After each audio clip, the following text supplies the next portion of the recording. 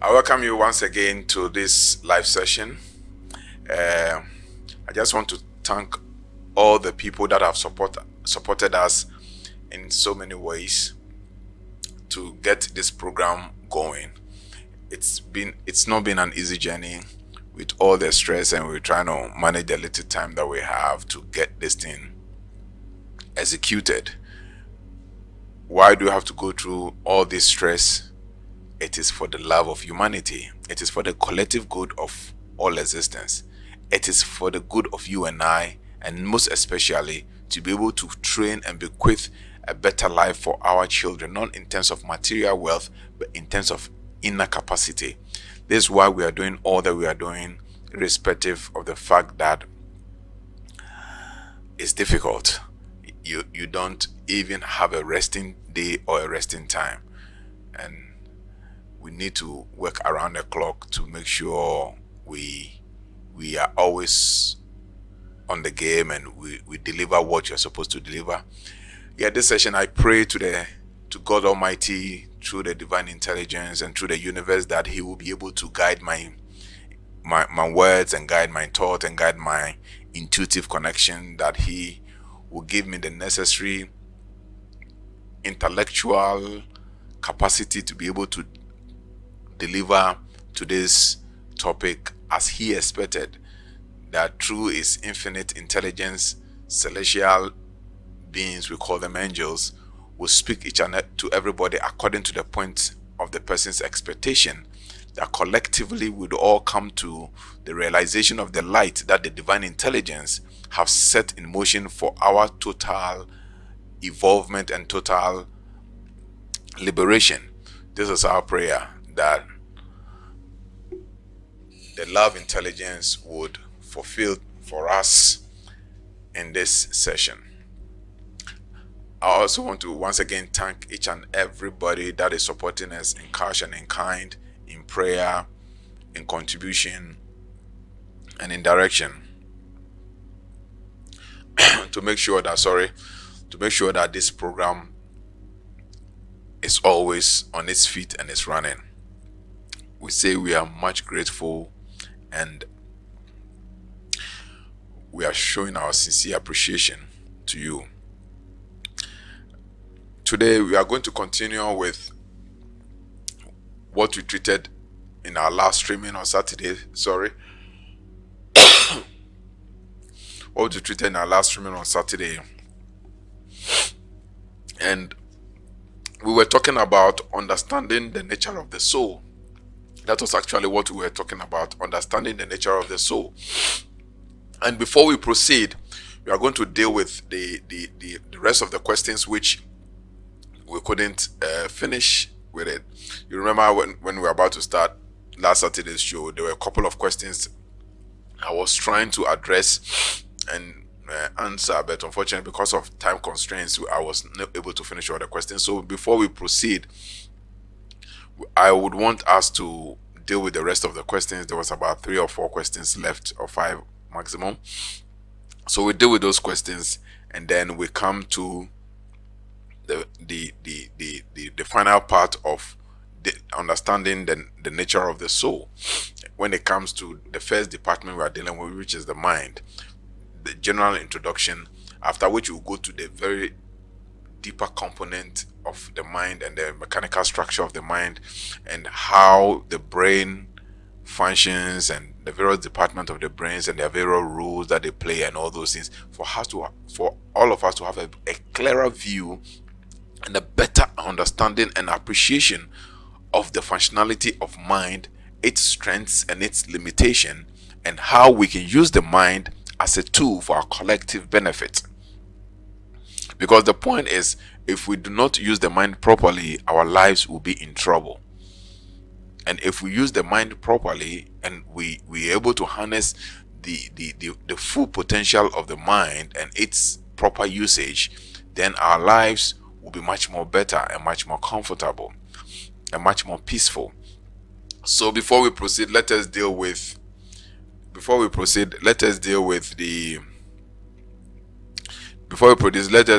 questions. Let us deal with the questions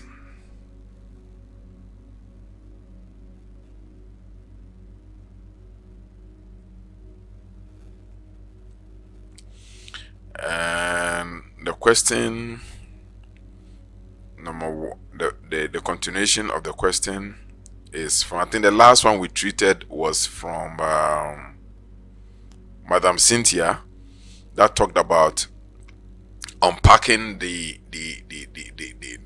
subject of the kingdom of God that dwells within us. So I talked about it and try to explain what that kingdom of God is, which is our divinity that resides within our being, and being able to get in contact with this divinity which is within ourselves to come to the full realization out of our full potential and our godliness and our God or godhoodness, whichever word suits you, and to be able to function in the full image and likeness of our Creator, or from the source from which we emanated. That nothing is externalized, everything has to be internalized. So that is about the brief we give to the kingdom of God. Now, question number 5 is coming from Stephen Alote, and I think it's a very, very crucial question, and it has to deal with exposing our children to the church. It says that from Stephen Alote, it says that, Mr. Mensah, I am concerned that exposing our children to certain church influences may confuse them, especially at young age. I worry that introducing conflicting ideas later on might be challenging once they have already formed strong beliefs. How does one deal with such issues?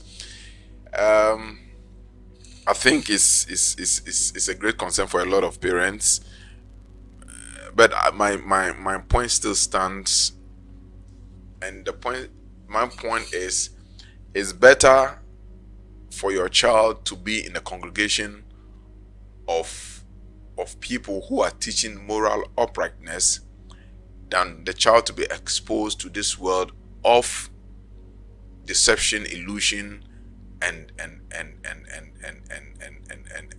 demonic or satanic teachings and enslavement. Now, this is how we look at this whole thing.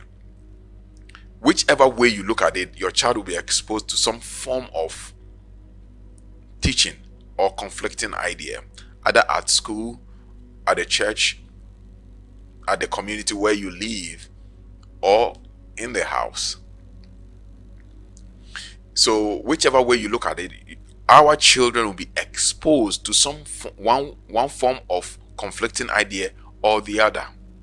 But what happens is that as long as you are able to guide and nurture the child in the way that you think is right and proper, irrespective of the external conflicting ideas that comes to that child, I can promise you that that child will never kowtow to that, because that child have certain understanding. And one of the most important thing that we need to do is for us to be able to develop our character, personality, to the extent that our children will have confidence in what we say. Our children would have trust in us. You see, once you build your child's confidence and trust in you, it doesn't matter what somebody tells him, just a word that you tell that child will overwrite everything that he has been told. So when it comes to trying to keep your child in a safe environment, there's nothing like a safe environment in this world. When you're trying to keep your child to live an environment where there are no conflicting ideas, there's no world like that. There's no place in this our universe like that, because our universe is always being boggled with different information, different knowledge here and there, and all sort of data. So your child, whichever way it is, please let the light go up a little bit. Your child, whichever way it is, will be exposed to one form of conflicting idea or the other. So the issue is, how do you train up the child that what you tell the child will believe in what you tell the child than any other thing he would hear in his lifetime? That is what is most important. So you have to develop character confidence in your children. Like for my children, it doesn't matter what somebody tells them. It only takes just a word from me, and they're going to throw away whatever they have been told, whether from a teacher or from a Sunday school or whatever it is. And sometimes they even go back to the Sunday school to challenge the Sunday scripture with the kind of things I tell them. So it depends on how you're training your child for your child to have confidence in you. Because whichever way you look at it, the child is still be exposed to one conflicting idea or the other. So there's nothing you can do about it. What you can do about it is the influence you have on your child and the way your child perceives your character. If you're the kind of father who is not regular in his character, in your character formation, and let's say you say one thing and you be practicing the other thing, and the child loses confidence in you, it's easy for him to be buying into other ideas. Then that is where the conflicting ideas will come in. If you tell your child you're going to get your child a gift and you're unable to get it, it's your responsibility to explain to that child why you couldn't get that child a gift. By so doing, you are building the child's confidence, letting the child know that though you promised it, but because of A, B, C, D, that has made you incapable of getting it for that child. So in the near future, when all things are okay, or when the opportunity is there, when the time is available, you'll be able to fulfill that promise. By showing such characters, he knows that the parent is somebody who is true with his words. So he sees your words as something which is authentic and which carries value and weight, and you mean what you say. But when you promise a child, I'm going to get you toffee, and you don't get a child, or the child asks you want to say, forget about it later. Then the child begins to question the authenticity of your words and the value of your words. So then your words don't have influence on that child no more. So this is how we begin to develop the trust of the children, so as they would buy into what we tell them more than any other thing anybody else will tell them. And this is the most important thing. So what they hear is not a problem, but how you build the child's confidence to trust what you say is the issue. So once you can achieve that objective, you are done. People can tell your child whatever they want to tell your child. With just a word you say to that child, it will outwit and write out everything that child has been told. And if you should ask me, the physical church, the regular church we call, when I talk about church, you know what I mean, but the regular church we call is the safest heaven you can have your child to be. Because every society has its own baths. If you are fortunate to have a metaphysical church, which are very scarce in Ghana, then altogether the best. But if you're unable to get some of these metaphysical churches, then you have the regular theological churches. It's the best option that you have, because irrespective of maybe a few misconceptions that will be taught out to the child will be given certain basic morality and ethics, and which to me is very important for a child, because a child must build good morals and good ethics. Talking about spirituality, we all went through this training of morality and ethics from the church, accompanied by all those theological misinterpretations. Okay, but growing up, when we begin to develop in mind, we were able to decipher and distinguish between what is right and what is not, and as time went on, this is where we find ourselves. So it shouldn't be too much of a problem and a bother for you. What should rather be a bother is how to develop your children for them to have confidence in what you say. That what you say to them matters more than any other thing anybody would say to them. When you're able to achieve this objective, you are good to go. Because in the church they tell them, don't steal, don't kill, don't be covetous, don't lie and all those things. Then these are the basic fundamental building blocks, some of the basic fundamental building blocks your child needs to keep up a good and ethical moral standards. So if you don't want it, where you do want your child to be in the world that talks about meanness, stealing, covetousness, unrighteousness? Is that where you want your child to be? Whichever way it is some form of idea which is being sent to your child. But one is setting a foundation on which you can build on, and one is setting a foundation that you have to work to demolish this foundation before you begin to build the foundation and then begin to build the structure, the main building itself. So whatever way we look at it, it is better for your child to be in the church, in the regular church, where the child begins to learn the basic fundamentals. Because after all, at the church, at the basic level, they don't go too much into deep theological thing that has to do with a lot of confusion. They learn the basic, do's and don'ts of society, uprightness and ethics and morality. Those are the things they learn at the very fundamental level at the Sunday schools, from let's say from the age 3-4 years up to the age about, let's say, 10 years to 12, before they go into the upper Sunday school classes, where they begin to learn a little bit advanced or intermediate form of biblical knowledge. So it's your responsibility, since you cannot have all the time, it's your responsibility to guide a child. And one of the ways you can easily guide a child is for you to live a life that will have the child have a lot of confidence in what you say. Once you're able to achieve that, you're good. You're very, very good to go. So don't be worried so much that the child is going to have a conflicting ideas or understanding. Whichever way you look at it, your child is going to have certain conflicting ideas anyway. Either it's coming from the world, or it's coming from the church, or it's coming from any religious organizations or society. You get it. So yes, but if you want, and I recommend the church because I am coming from a Christian background. But if you want to take them to a Buddhist temple or a Hindu temple or Hindu monastery, whatever it is, it's your choice. But the point is that whichever way it is, even at the Hindu monastery, there's going to be taught certain things which are not wholesome. You understand? Like when it comes to dealing with deities and all those things, and a few other teachings in there which are not too wholesome also as compared to a Christian background. You understand? So whichever I did, they're going to have a little bit of conflicting principles here and there.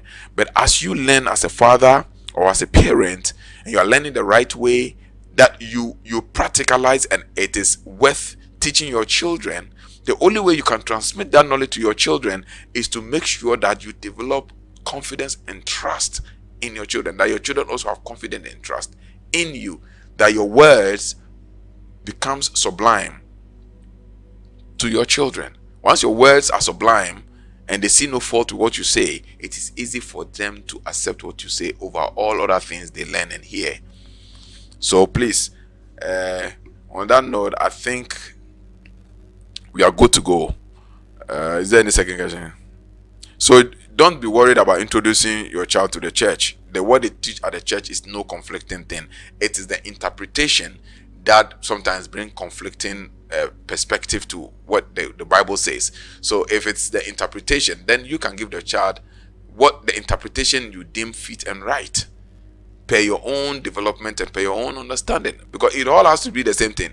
Thou shalt not kill is thou shalt not kill. Your child will be taught thou shalt not kill, but it depends on how the quotation thou shalt not kill will be interpreted to your child. So if the church interprets it wrongly, it's your duty and responsibility to always have a good relationship and cordial dialogue with your child, so that you will know what is being taught in the church and how the interpretation is going, and then you correct them along the line. So there's no problem at all. For me, as long as I'm concerned, there's no problem. And the church is the safest place to keep your children as they are growing until they reach that discretional age. Because from up to the age about 12 years, you are not having a discretional age. From the age 12 years, that's where discretion begins to develop. So until then, that's the safest place to put your child, because you wouldn't expect to expose your child to certain communities and certain informations which are more corrupting than that which is being taught in the church. The next question is from Mr. Frank Amponsa. Mr. Frank Amponsa is saying that, is asking, how did man disconnect from God? We disconnect from God through our thought. You understand? And when you really, really, really look at it, we've never been actually been disconnected from God, but in thought, we are disconnected from God. You get the whole thing. It all has to do with your thought orientation. When your thought is more focused on carnality, then you become detached from God, or you become disconnected from God. And that is the main problem that we have as a people. Because if we truly, in essence, we get disconnected from God, we can never live, we can never exist, because the very essence of our life is from God. The very essence of our consciousness is from God. So we can never be disconnected from God. In reality, you can never be disconnected from God even for a second. Because at the time you are disconnected from God for a second, you lose that life consciousness and that awareness. So we've never been disconnected from God. In reality, in actuality, we have not been disconnected from God. But it is in the thought that creates a mirage or elusive separation. So you are just reminding the thought, you are reminding the mind again that no, go back to your true connection, which has always been there, but you've forgotten. So that is how the mirage looks like. But we've always been with God, but in thought we forget ourselves that we have always been connected to God, and we get ourselves connected to the material energy or all other things that are not too necessary. And it's just a transformation of our thought. It's just a renewal of our thinking. That before we were thinking that we are out of the space of God, which we have never been out of the space of God. But the thought creates that imaginary, elusive perception of we being out of the space and connection of divinity. Because the Bible says that in Him we live and move and have our being. So if it is in God we all live and move and have our being, there is no way we can ever be disconnected from God. We are only elusively disconnected from God in thought. And that is why this whole thing is about thought. Because the thought, as I told you in a previous session on Saturday, that the thought is the connectivity to the world of tangibility and to the world of intangibility, the world of absolute reality and the world of tangible reality. So this is what the thought does. So when the thought focuses its attention on the world of tangible reality, then it appears that you are separated from the world of absolute reality. That's why it happens. But in actuality, we've always been one with the world of absolute reality, because that is our only and true essence, and that is where we have our effulgence of existence from. So we can never be separated from that source of absolute reality, which we call God, or the absolute intelligence, or the sublime intelligence we call God. You understand? Because all this material energy or this material form we see as all still part of this divine essence, and it's never been separated. It is just, as I told you, it's just the density of particles that forms the solidity of matter or form. So it is only in thought, the focus or the attention where we place our thought determines whether we are separated from that source or not. But that separation is only happening in your thought, and it's an elusive separation. And that is why we come to remind you again that you had always been divine. That's why I tell you that nobody can teach you spirituality, because you are already a spirit.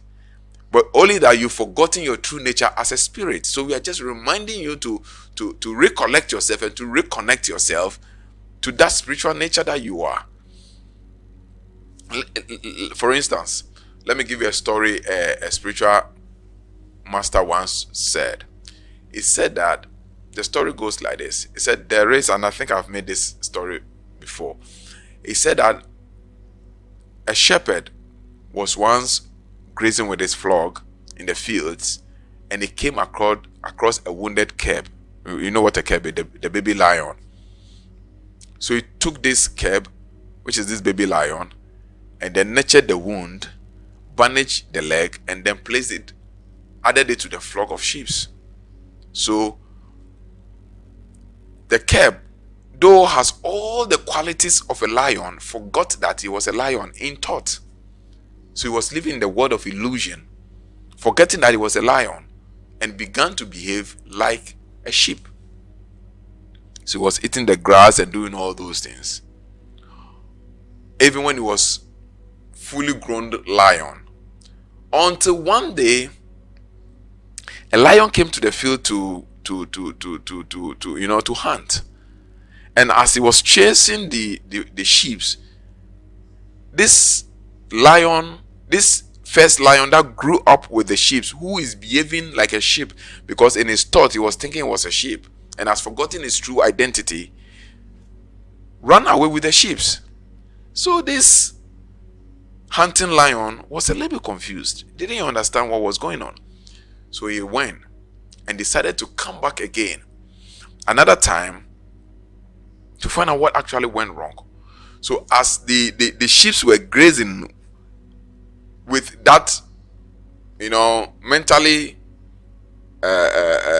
indoctrinated lion, thinking he's a sheep, but actually in identity he's a lion.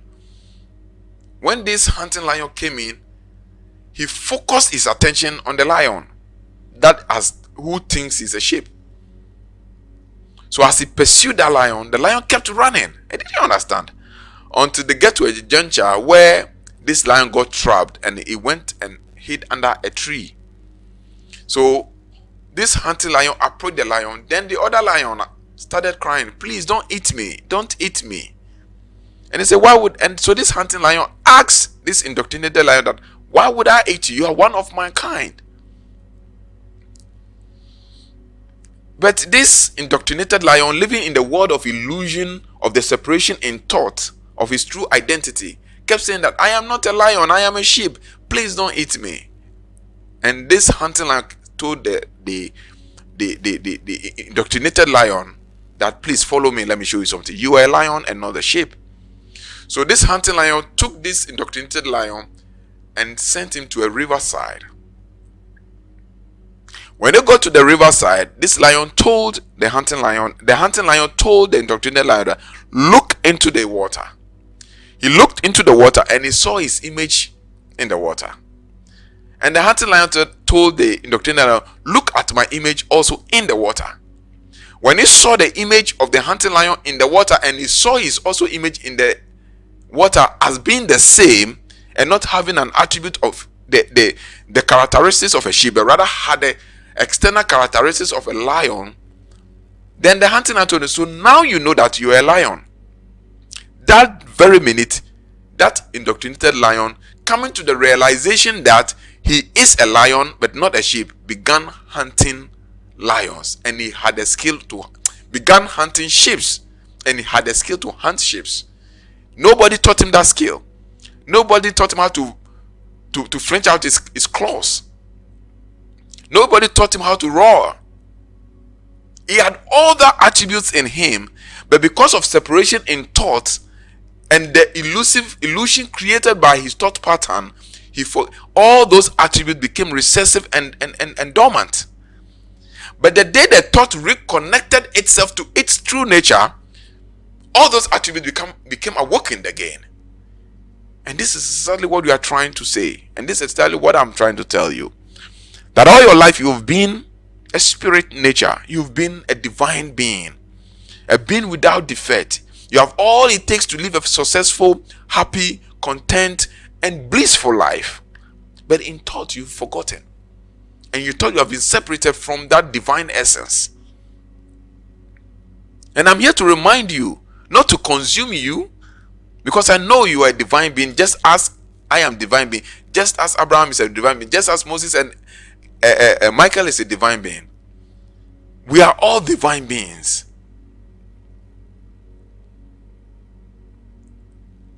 But the only thing is that we are forgotten only in thought. We are disconnected to our true nature only in thought.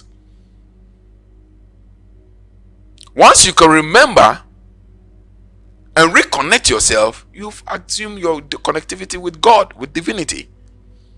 And then you begin to function as a spirit being. So we have never been separated. We have only been separated in the illusion of our thought due to the environment we grew in, due to the people who brought us up, due to the kind of peers and friends we had, due to the connections we had, due to the communities we lived in, due to the way we lived our life. We forgot our true identity. And that is what makes us think that we have been disconnected from God.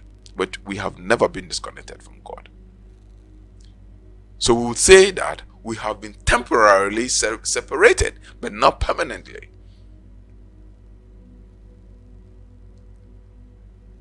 And what I am trying to do is like you are looking in the mirror and the mirror is foggy and dirty, so you cannot see your true identity.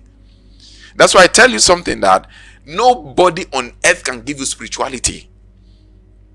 I tell you, nobody on earth can give you spirituality, because your true nature is spirit. Your true nature is spirituality. Your true essence is spirit. Nobody can give you spirituality. Anybody trying to tell you he's doing impartation, anybody trying to tell you that he's doing whatever, he's doing transmission, he's doing this, he's doing that, the person is not telling you the truth. The best somebody can do is to help you awaken your own spirituality. But nobody can impact spirit into you. Nobody has that power and right. Any other thing will be another form of practice which is not divine. Any other thing will be any other type of practice which is not divine. Where there is any form of impartation, or there's any form of transmission, or not transmission, where there's any form of transfer of spirit, you have to watch it carefully, because nobody is the absolute source of spirit that can transmit that spirit. We all get our infusions from the divine. And what makes up my personality is the same thing that makes up your being. What makes up my being, what makes all the spiritual masters and teachers in time past and in the present, what makes up their being is the same thing that makes all of us our being. But sometimes when they get a little bit of knowledge and a little bit of truth and a little bit of awareness, they assume that Godheadhoodness, as if they are the Godhead, they are the source of life. But it's not true. I have to be just very frank and honest with you. It's not true. Nobody can impact a spirit to you. Nobody can transfer a spirit to you. Anybody impacting a spirit or transfer a spirit, watch that person very well. Maybe he's having an external deity and entity's energy that is transferring to you. Yes, they do that, which is transfer energy. Other forms of deities transfer energy. But that is not spiritual.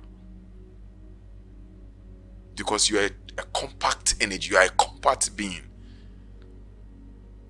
The best anybody can do is to guide you and to help you realize your true nature as a spirit being and awaken that spirit nature. Just like the hunting lion guided and mentored the indoctrinated lion to come to the full discovery of his true identity and his true potential. The hunting lion didn't give him anything. It didn't give the indoctrinated lion anything. It just directed him and mentored him to reveal his true identity, and that natural embedded capacity as a lion began to erupt. So we've never been disconnected from God, but only a temporal separation in thought, depending on where we put our attention, depending on where we have placed our attention, and depending on where our intentions flow. Because where your intentions flow, your energy go, and you are controlled from that side. That's why I always tell people that let your attention be on yourself. Direct your intentions to yourself. Direct your intentions within, not without. And when you can do that, you can achieve your own divinity. And you can realize that for you are the child of God, and you've never been separated from God. And you can never be separated from God anyway. How do you separate from the source of life, and how do you live then? We've never been separated from the source of life, because in him, in that source of life, we live and move and have our beingness. So how can you be separated? We've never been separated. It all has to do with the interpretation. So be mindful of what you think and where you place your attention and where you direct your intentions. It is in that you may forget your divinity and feel elusively or temporarily feel that you are disconnected from God. That is the problem. So, Mr. Frank Amponsa, We've never been disconnected from God. Man has never been disconnected from God. Do you want to go back to the Bible? In the book of Genesis, that is where we talk about sin, and sin being the source of separation, that concept of separation from God. You see, so Adam and Eve ate the apple. We all know what that apple is, which is the tree of life, the tree of good and evil. You understand? Which is good and evil. What is good and where is evil? Where does good and evil resonate? It's in thought. They are talking about the usage of mind. Instead of letting the intellect direct to the source, we made the intellect direct to the materialism. That's what happened in the Garden of Eden. The allegory, that's what the allegory was trying to explain. That instead of Adam and Eve to maintain their connection with the source, which is good, they disconnected themselves from the source and began to direct their thought and attention towards the material world. So instead of it going that way, it rather went that way. It rather went that way. So it's either it's a triangle this way or it's that way. So either the thought is going downwards or it's going upwards. You see, that is good and evil, positive and negative, masculine and feminine. Actually, it must be in the balance, because when Adam was created, it was created in the balance. In him dwelleth male and female, created he in them. So the male and female, the good and not good and evil, male and female, a positive and negative, were all trapped within one source in a balance. When it got disintegrated, and when it was integrated and externalized, now the energy functioned on its own polarities. So now they have to direct the flow of that energy. So Eve's energy was supposed to flow in accordance with Adam's energy flow to create the balance, so that there will be continuity of life. But Eve perverted the thought pattern downwards, whilst Adam's thought was upwards. So when Eve came to Adam, Adam reprimanded him and said that, as have we not been told not to participate in the way you have participated with the thought? It's not about eating apple and people talking about having sex and all those things. It's just an orientation of energy. Because know that before, the Adam we are talking about, it wasn't a physical body, it was an astral body. Because Adam and Eve were living in the glorified body. It was their declination that made them have further density of form.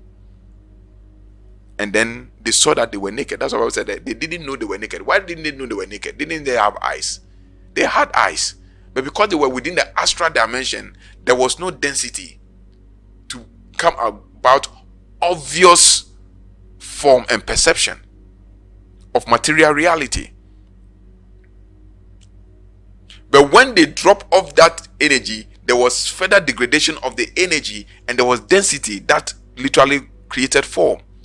So the etheric took form, the energy field, because we have the etheric body that we used to have dream state and all those things. And when you are in the dream state and all those, your experiences are different. So this etheric, which is your energy field, okay, the electromagnetic energy field that was separated to male and female, this field is what we are operating in at the dream state. And the life that Adam were in, and the entire allegory of the Garden of Eden was all in that state of consciousness. Until that direction of energy was tilted downwards, instead of maintaining it upwards in a balance, it was tilted downwards. And then Eve was able to convince Adam to also tilt his energy downwards. And then at the end of the day, they had density of form. So then they saw that they were naked, because they became aware of material energy. And when they became aware of material energy, they had to cover themselves, because they refer to that in intelligence that we are naked. That's why we hid from it. Who told you that you were naked? Because they degraded their consciousness and they had dense particles formation.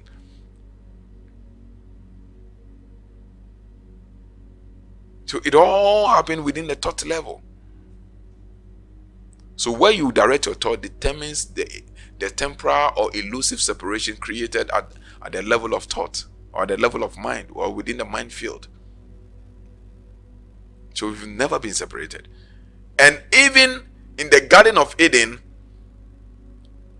they were not separated from divinity. But divinity had communion with them. Divinity spoke with them. They had interaction with divinity, but just that there was a vast distance because of the elusive disconnection. They felt inferior and not worthy to be able to harness that divine energy anymore. And that's what the Bible said. They were hiding. They were staying away for divinity. But when they stayed away, the divinity was approaching them. Who told you? He was having dialogue with them. And I believe that at that level, if they had gotten awareness and come back to their consciousness, that, oh no, I think God, the way we use the energy, we didn't use it rightly. We are sorry. And at the moment they say we are sorry, then they regain their original consciousness. There will be the union. There wouldn't be that temporal separation.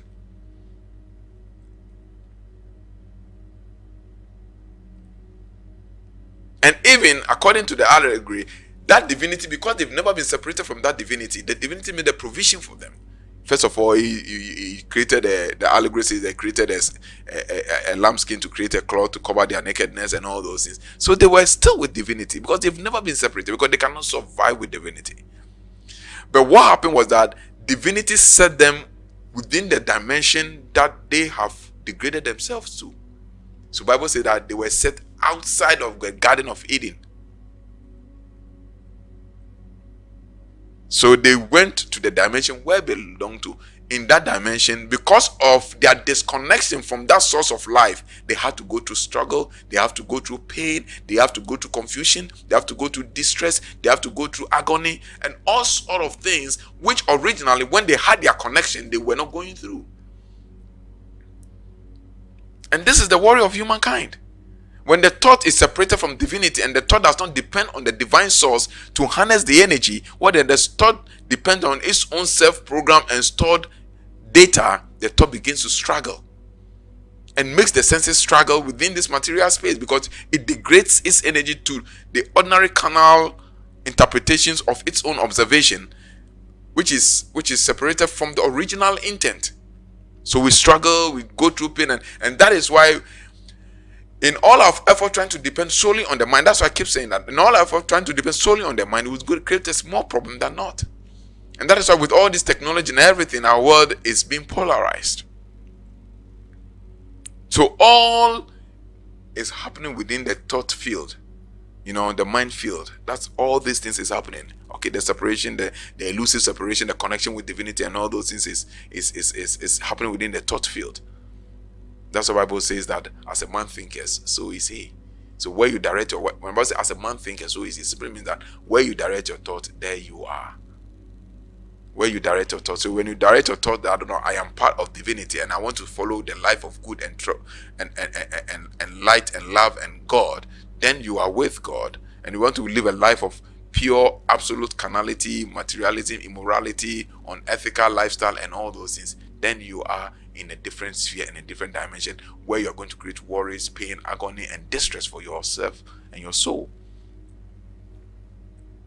So we've never been separated from God. I hope and I pray I made justice to this topic. The last but one question is coming from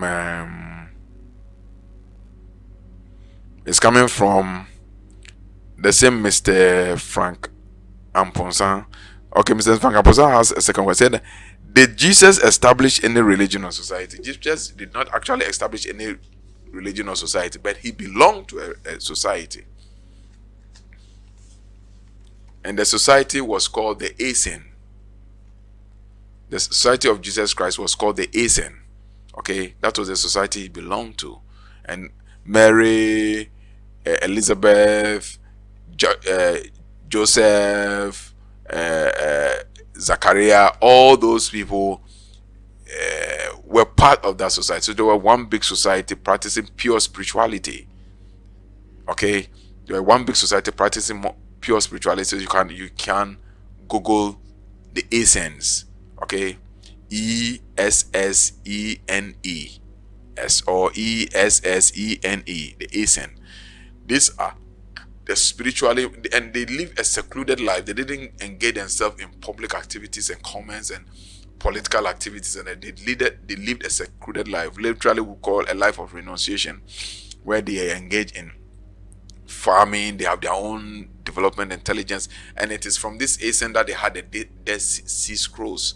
Okay, they train themselves spiritually. They live more of a eco village lifestyle, where people develop themselves in the farming communities and all those things.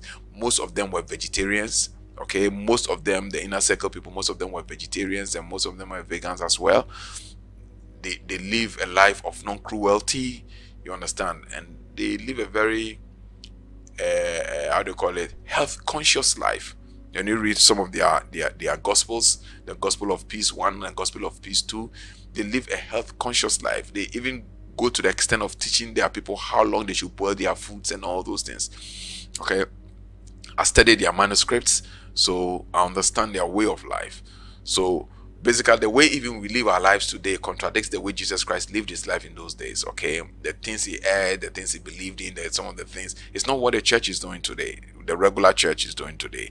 What we are doing is just something else, but at least it's still better because of trying to keep that moral standard, okay, and ethical standard within the church, to keep the human in a more peaceful, cohabitable position. So Jesus Christ never set up a religion. Jesus Christ wasn't a Christian. He didn't start a Christian religion. The Christian religion started after Jesus was dead and gone, and then the disciples or the followers of Jesus Christ were being persecuted, so they all ran into Antioch, because the people of Corinth, all of them, they were being persecuted, so they ran from that place, from Corinth and all those places, and the disciples went to Antioch. So it was in Antioch where their lifestyle was separated and different from the regular people who were there. And then the people of Antioch say that these people behaved like Christ when he was alive, because then they really didn't know the disciples well, but they saw the Christ-like life in them. So they said these people behave like Christ, hence the name Christianity, and then all those things. Then that is how the story came about, Christianity. So the followers of Jesus, so Jesus started something more or less like in our present they will call it like a movement. He didn't start a religion, he started a movement. And even I think after 100 years, after a century after he was gone, the first church was formed in Libya, okay, by Apostle Mark, okay, formed the first century church in Libya. Okay, so when we even talk about the church, the first church in the whole world started in Africa. That's why I try to let people understand that when we talk about the Bible is our spiritual book, so we cannot despise it. It is just that we focus too much attention on the white interpolations, and then we pay less attention to the true message which our forefathers gave to us. You understand? All these people you see, Abraham, Moses, they were all blacks. David, Solomon, they were all blacks. You understand? Jesus was black. You understand? Jesus is when you watch the genealogy and the lineage of Jesus Christ, he was partly Ethiopian. Okay, he was partly Ethiopian. You understand? Because he came from the lion of the tribe of Judah, the root of David. You understand? So he was partly Ethiopian because of the relationship that Solomon had with Sheba. You understand? The queen of Sheba in Ethiopia, and that beget Jesus Christ. And that is why the Jews never accepted Jesus Christ to be somebody who could be a Messiah, because they believed that he's from an adulterous lineage and that he was an higher Gentile. You get it? That's what they think. So that is how Jesus Christ lived his life. So if you want a very deep, in-depth life of Jesus Christ, then you must go to the Essence Records. Okay, that's where you can find a holistic information about the life of Jesus, where he lived and all those things. And you can get other books like the Aquarian Gospel, the Mystical Life of Jesus, and all those things that tells you about the 18th century, because not in about 18 years of Jesus Christ's life is not recorded in the Bible. It's recorded from the age 1 up to the age 12 years. And from the age 12 years, where Bible said that he started learning, asking and answering questions in the temple when they thought he was lost. Okay, when the mother, they came back, and then they came back for head count, population census, and all those things, and then The mother couldn't find him, and they went around looking for him. They thought that he was missing, and they went to the temple, and they found them with the scribes and the Pharisees learning. And the Bible said that he was asking questions and he was answering questions. And we all know that the act of answering questions and asking questions is the act of learning. So literally, the Bible is telling that then Jesus Christ began to learn at the age of 12 years. But they just coded it, because Jesus Christ went to school. If you don't know, Jesus Christ studied, according to the records, Jesus Christ studied in the hall of Melchizedek, in the temple of Melchizedek. Jesus Christ studied there. And it's the same place Pythagoras also studied. Because Pythagoras lived before Jesus Christ. Pythagoras was born 582 BC, 582 before Christ was born. So when Jesus came, it wasn't that there was no civilization. There was civilizations. But don't forget that when Jesus came, Moses had already come already, and the pyramids has been built in Egypt. So there was civilization. When Jesus came, they were doing magic already. Jesus wasn't the first person to do miracles. Moses did miracles, and then Moses turned serpent into wood into serpent, a stick into serpent, and then the wise men in the king's court, in Pharaoh's court, also turned wood into serpent. So people were having mystical powers before Jesus came. You understand? So we need to understand the disposition properly. You understand? But there is a difference. In all that they had, they didn't have the connection to the divine within. That is the difference of Christ's mission. They had the mystical knowledge, all right. They had the mystical propensities, all right. They could do mystical things and magical things, all right. They could take and help to do this, to heal this person. They can take and help do this, get the oil, do this. They can take this root and take this tree to do this, take this water, this salt to do that. They could do all those things. Elijah did them before Jesus was born.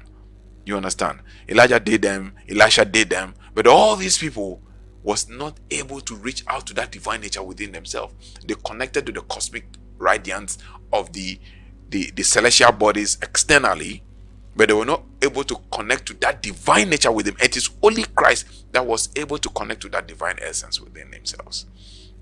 And he was the only person who could able to reveal how we could connect to that divine nature. And that is why he stands out tall among all other masters that walk on the surface of the planet Earth. As long as I am concerned, I am entitled to my observational opinion and my experiences. And that's why Christ stands out tall. And the body, and Jesus, the Son of Man, inhabited the energy we call the Christ, which is the essence of divine, which is the divine essence. To be able to show people the way to the source. And that's why the Christ said through Jesus, the motto remains that I am the way, the truth, and the life. Nobody can go to the Father except through me. When they say go to the Father, that's a literal translation. It's that nobody can realize the divine self or the divine essence except first realizing me, the Christ, which is the first expression of the divine essence. Because the Christ is the first expression of the divine essence within manifest creation, within the realm of form, within the realm of tangibility, from the realm of intangibility.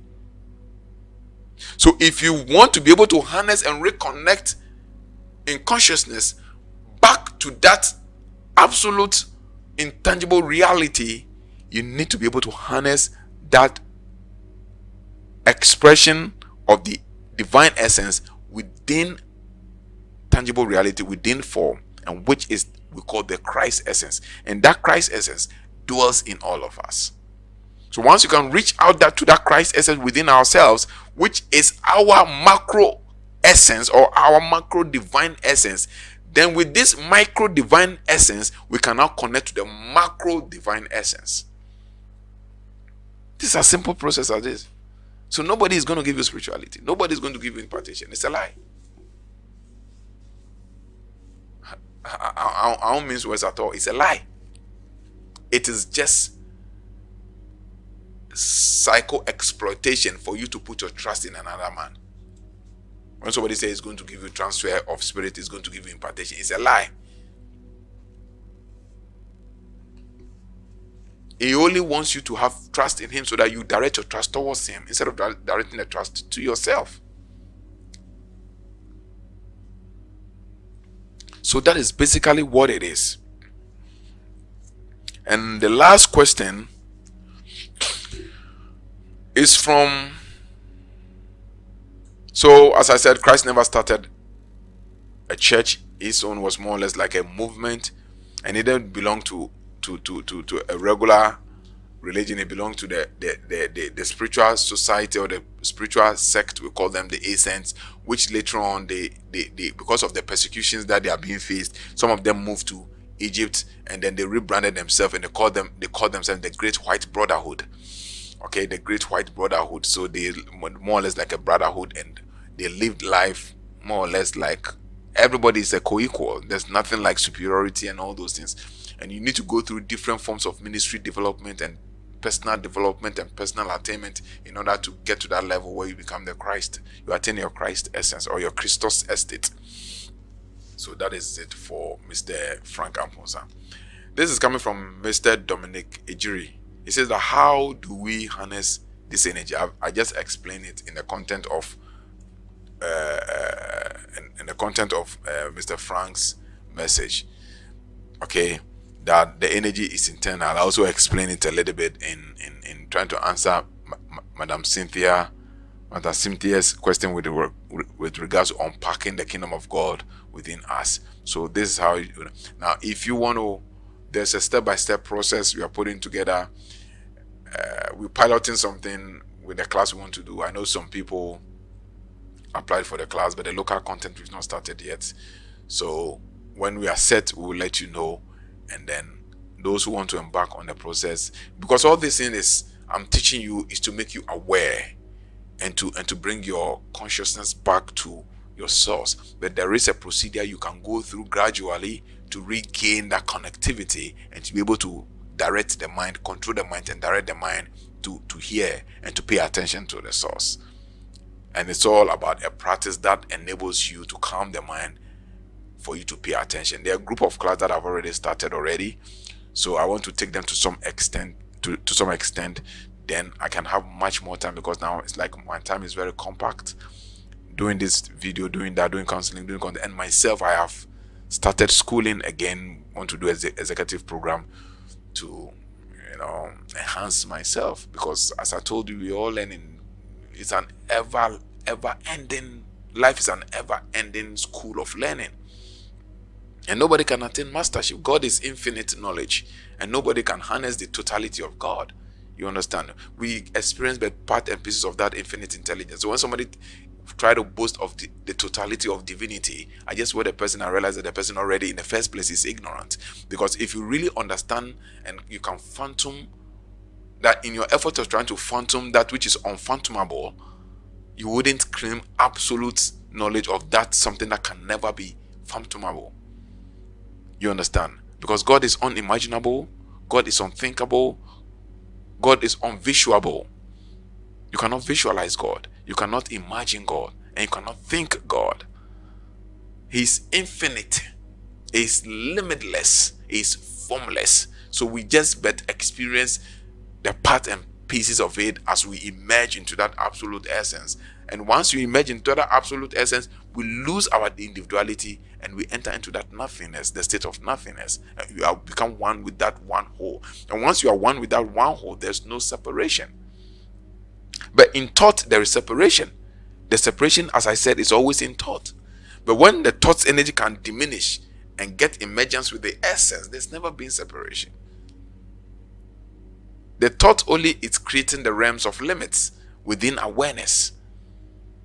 So this life of awareness we are living is a composition of the realms of limits, of limitless limits. And that is why we've never been satisfied with whatever we get in this life. We've never been satisfied with the life we eat, the food we eat. We've never been satisfied forever with the water we drink. We are satisfied with the water we drink. In the next minute, in the next hour, we want another water to drink. We drink it in the next hour, we want another water to drink. Because we are living within the realms of limitless limits. So our desires are unending, our quests are unending, and until you transcend all these realms of limit to get to that realm of absolute oneness, then your desire become defined, and then that aspect of desire actually diminishes.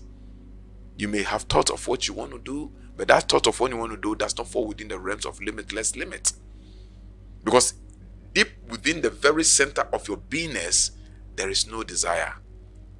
There's no operation within the realms of limitless limits, because you are one with the whole. It's very, very, very simple thing that you need to go through, calm the mind, and integrate the mind to the source. Once you can integrate the mind to absolute reality beyond physical form, and then you can disintegrate the mind to express what he acquired from that absolute source within the world of tangibility or the world of form and reality, you realize that that's the end of the journey. Nothing more. And you can live your life more appropriately and more adequately, getting rid of all the unnecessaries and anything that hampers and impairs your peace, blissfulness, joy, happiness, contentment. All those things naturally begin to go out, because you can easily identify them and then do away with them or navigate around them. So you live a life of less stress, less troubles, less confusion, less chaos. Your world becomes more or less like a perfect world. I'm telling you the truth. Your world becomes more or less like a wonderful world. And I always tell people that I will never opt for any other experiences in my lifetime in the next, well, I'm not going to incarnate several times anyway, but if I should have the opportunity to how comes lifetimes, I will never opt for any experiences apart from this experience I'm having, because the most beautiful experience I could ever have is the most peaceful and joyous experiences I'm having. My life is very peaceful. My life is very peaceful, not because I don't have need, not because I don't have wants, not because I don't have issues to deal with. All these things are there, but I'm detached from these things. These things appear to me as passing events that are on their way, moving, and I'm just observing them. And I deal with them as and when the necessity comes for me to deal with them. So I'm not integrated with them. When you become integrated and attached with them, then it begins to give you worries and problems and stress and depressions and anxiety, creating all those anxiety and all those things. But you see, when you get to that awareness and connectivity to divine, all things which is external are just passing events you observe. As they pass, you observe them, and then you pick the ones you are ready to solve, the ones you have the capacity to solve. You pick them and then you resolve them while the rest pass by. It's like you work in a factory, and then there are things that are passing on a escalator. Okay, the escalator is moving and things are passing on the escalator. You understand? So as the thing passes on the escalator, the one with defect that needed to be worked on, you pick it and then you straighten it, you put it back. The ones that you pick it, straighten it, pick it back. So you don't get yourself entangled in this whole entire journey. You don't get yourself entangled in this whole entire journey, okay? But you get yourself distanced from the external world, and you deal with the problems as and when they need your attention. So you are not detached, you are not attached. So when I say you can live a peaceful, blissful, joyous life, I'm not saying that you're going to live a life without problems. You're not going to live a life without issues. I don't even use the word problem. I'm not saying you're going to live a life without issues. The issues will be there, but you are detached from the issues, and you have the means to harness solutions to deal with the issues. So it's not a bother. And I will pray to you, I will not opt for any life experiences apart from this, because it's the most peaceful and the most sound experiences that I've ever had. And it's very beautiful. Very beautiful. Very beautiful. My wife said that I said she ain't found. Baby, everything comes to you easy. That was what my wife will always say. It appears nothing bothers you because everything you're looking for comes to you easily and you can handle things with ease. I said, no, it's a choice. It's a choice. You understand? So that is what it is. So that energy can be harnessed, but you have to, you will be able to harness that energy through proper mentorship and through proper guidance. You understand? How do we harness this energy? You can harness this energy through proper mentorship and through proper guidance. There are a few people who have been able to harness this energy and had that connectivity without guidance and without mentors. You understand? There are a few people, and those are exceptional souls. And one of them I can just remember offhand is one of the spiritual teachers we call Emanuel Swedenborg. He was able to achieve and realize this experience and this connectivity without any mentor, without any guidance, without any guru. His name is Emanuel Swedenborg. He's dead a long time ago. And after he was dead, they started the Swedenborgism. I started a religion after his name called Swedenborgism. Okay, he wrote so many books, Heaven and Hell, Why We Are Tied Up to Heaven and Hell. He wrote this book, how do you call it? Providence, Beyond Providence, and a whole lot of books. Okay, so yes, it is possible you can harness this energy, but the truth of the matter is that in our world today that we live in, Swedenborg's world was a different world altogether. In this world we live in, and in the new age or this unipolar world order or the one world government we are going to go in, you may have to need a mentor, a guide, or a counselor to be able to mentor you and guide you and counsel you to be able to have and harness this energy. But I can tell you and I can promise you, it can be harnessed, because there are people who are going through our class sessions and they are having wonderful experience. Some people have gone to the extent that now they've been able to cut out with the energy, the vibration we call Christ. And some people have gone to the extent that they've been able to cut up with the entity, the form nature of Jesus. Not even the Christ, Jesus, that people are refuting that it never existed. Not that in dream, that they are thinking in their dream. They sit down, they are meditating, and then they take them to that dimension, because everything exists. Nothing dissipates within this world. Everything is energy. It's there. Everything is energy. Is there. And I have had that experience before, so I'm not surprised they are having the same experiences. And people are having wonderful experiences, even though others too are struggling with the issue, because it's an individual thing. Nobody's going to give you anything.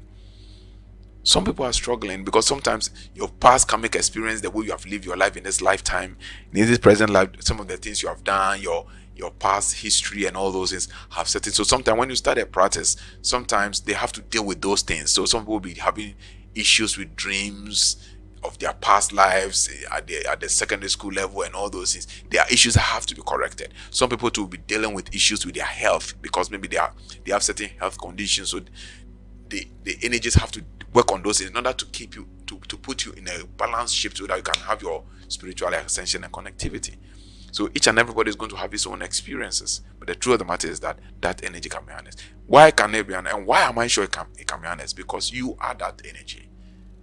It's not something that is coming from somewhere to you. You are that energy, but just that you've forgotten that you are that energy. And we are trying to give you step by step for you to remind yourself of who you truly are, so that you can harness that your lion nature, just as the forgotten lion harness his lion nature by just remembering and identify his true identity.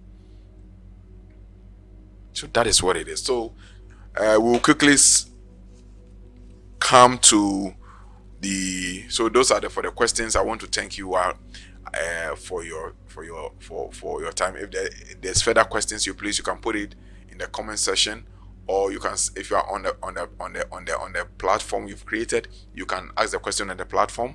Also, those who have they have expressed their interest through testament to join the platform, we would add you to the platform. Please, the work is a lot.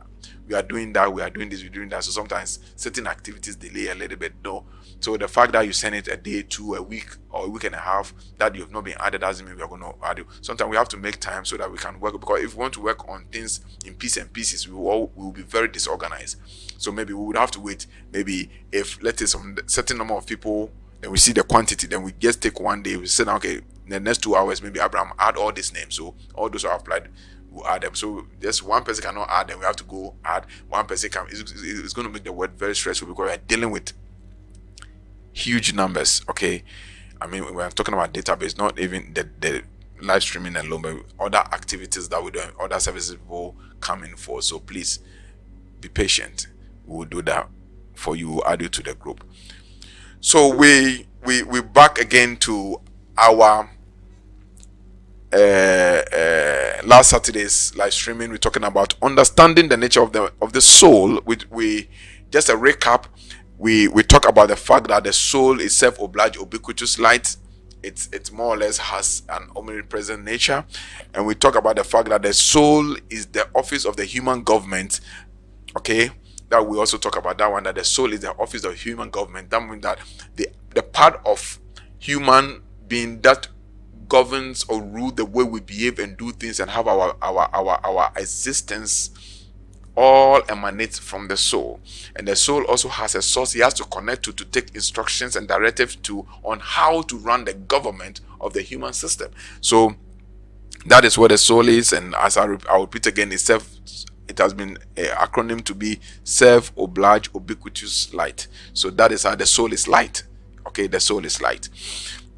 Now we also talk about that the soul also determine the motivation and activities of the total man.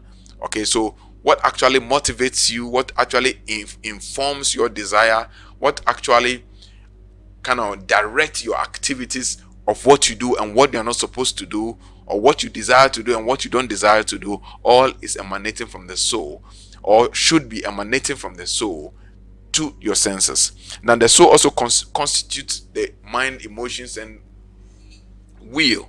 So we talk about the soul constitutes the mind, emotion, and will, and then we started touching on the mind, which is the first department of the soul, or the first department of the government of the soul.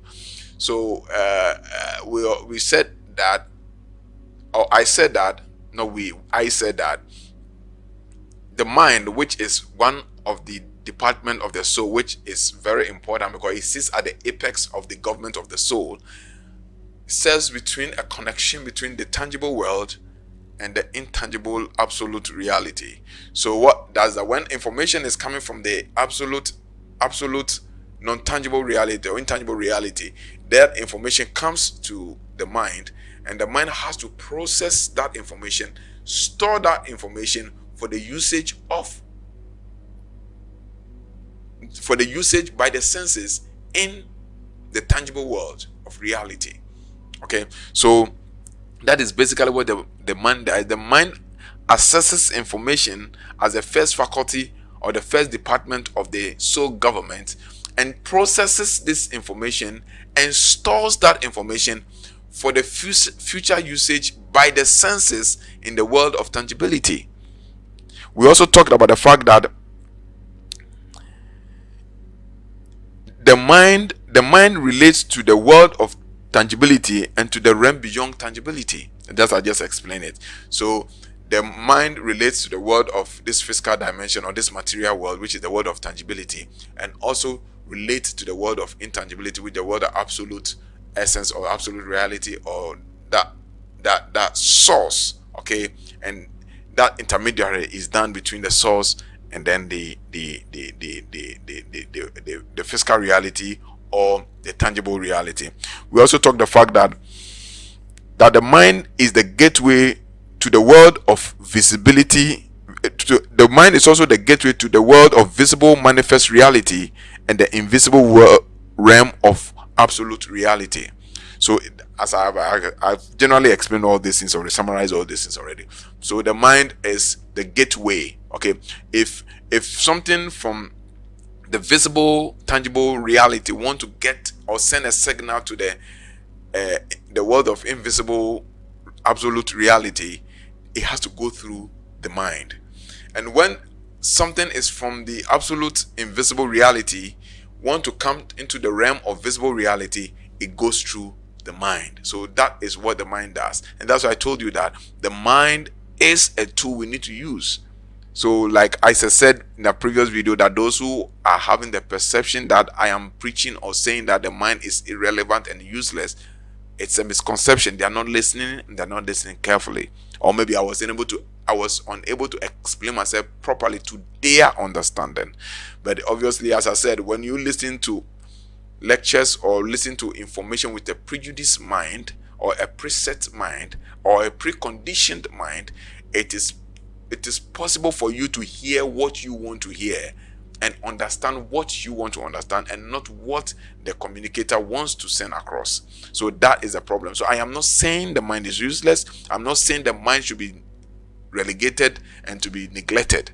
I am saying that the mind must be used in its capacity as a tool, but not something we have to depend on to live our physical life. Because when we do so, undoubtedly, we are going to make a lot of errors and we are going to make a lot of mistakes. But if we can nurture the mind and control the mind and then master the mind to be able to use it as a tool between the invisible absolute world of reality and then the visible world of tangible reality, then we have mastered the mind. And I told you that is the reason why the Bhagavad Gita says that the mind is a good friend, but when untamed and not disciplined, could be your worst enemy. Because the mind has no power on its own, it has no authority on its own. Yet elusively, the mind seems to harness certain undue powers which he hasn't got, based on the stored information of experiences and relationship with this material world through several multiple incarnations. So that database is there, and because of that, the tendency of it neglecting the source information and depending on the database it has accrued over the years of several incarnations is high, and that could be misleading. And that actually is misleading, not could be misleading. We also talk about the fact that